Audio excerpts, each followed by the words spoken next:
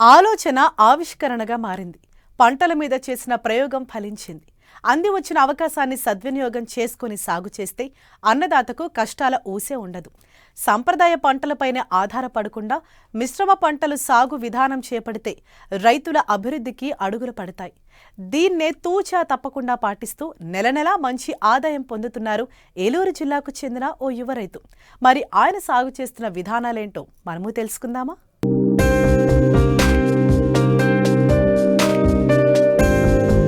వ్యవసాయం అంటే ఒకే పంట విధానం కాదు, మూస పద్ధతి అంతకన్నా కాదు, అనేక రకాల పంటల మేళవింపు. ఇది అనుభవజ్ఞులు చెప్పే మాట. అంది వచ్చిన అవకాశాన్ని సద్వినియోగం చేసుకుని సాగు చేస్తే రైతులకు కష్టాలనేవే ఉండదు. ఒకప్పుడు రైతులందరూ పంటలతో పాటు పాడి పశువులు, గొర్రెలు, మేకలు, కోళ్లు, చేపల పెంపకం చేపట్టి ఖచ్చితమైన ఆదాయాన్ని పొందేవారు. అయితే వివిధ కారణాల దృష్ట్యా పశు సంపద లేని వ్యవసాయాన్ని రైతులు చేపడుతున్నారు. అంతేకాకుండా ఒకే పంటను సాగు చేస్తూ నష్టపోతున్నారు. ప్రస్తుతం వాతావరణ పరిస్థితులు మారాయి. వర్షం అనుకున్న సమయానికి కావలసినంత కురవడం లేదు. కమతాలు కూడా చిన్న చిన్నవిగా అయిపోయి ఆశించిన స్థాయిలో ఆహార భద్రత, ఆదాయం లభించడం లేదు. మారుతున్న కాలానుగుణంగా వ్యవసాయం, అనుబంధ రంగాలను ఎంచుకుని కలగలుపుగా వ్యవసాయం చేపట్టాలి. ఇందులో ఒక వ్యవస్థ నుండి లభించే ఉత్పత్తులు, వ్యర్థాలు మరో వ్యవస్థకు వనరులుగా మారి పెట్టుబడులుగా ఉపయోగపడతాయి.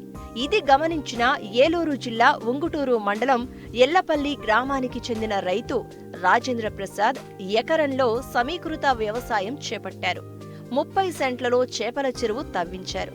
చెరువు గట్టుపై అనేక రకాల పండ్ల మొక్కలు, కూరగాయలు సాగు చేస్తున్నారు.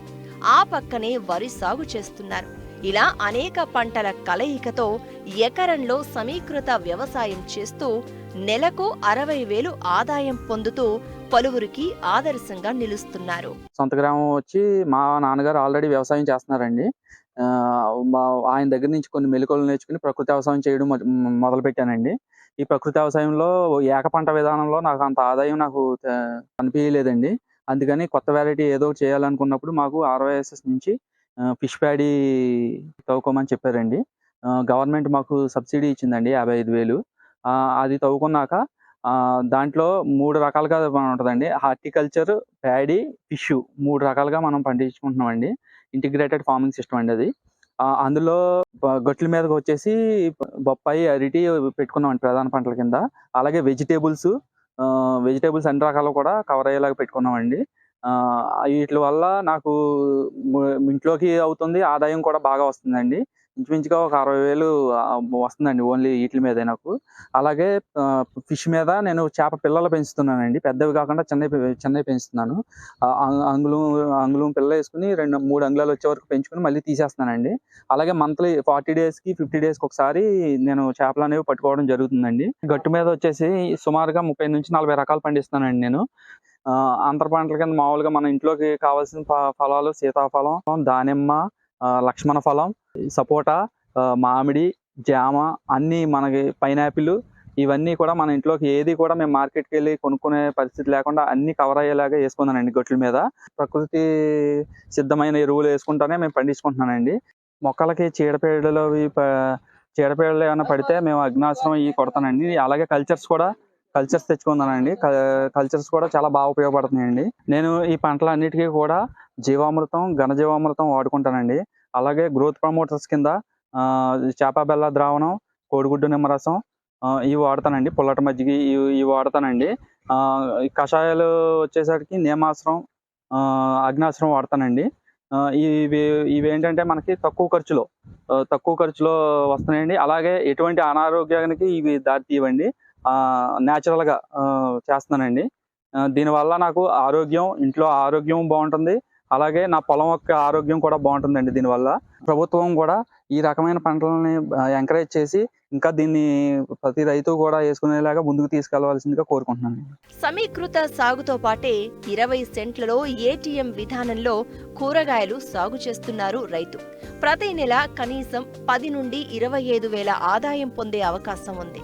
చిన్న సన్నకారు రైతులకే కాదు, భూమి లేని వ్యవసాయ కార్మికులకు వరం లాంటిది.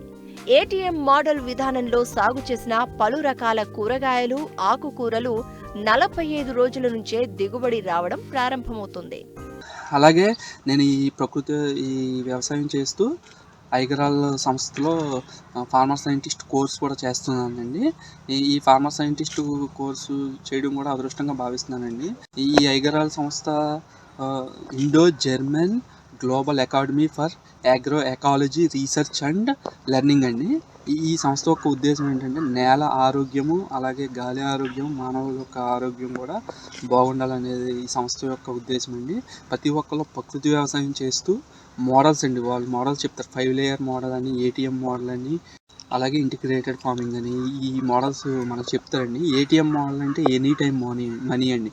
ఏటీఎం మోడల్ అనేది ఒక 20 సెంట్లలో 12 రకాల కూరగాయలు కవర్ అయ్యేలాగా వేసుకుంటామండి. నేనైతే 20 సెంట్లలోనూ క్యారెట్, బీట్రూట్, ముల్లంగి, వంగ, మిర్చి, టమాటా, స్వీట్ కార్న్ ఇవి వేసుకున్నానండి నేను. వీటిల్లో కూడా నాకు డైలీ అనేది ఆదాయం వచ్చేలాగా ఉందండి. చాలా బాగుందండి ఏటీఎం మోడల్ కూడా.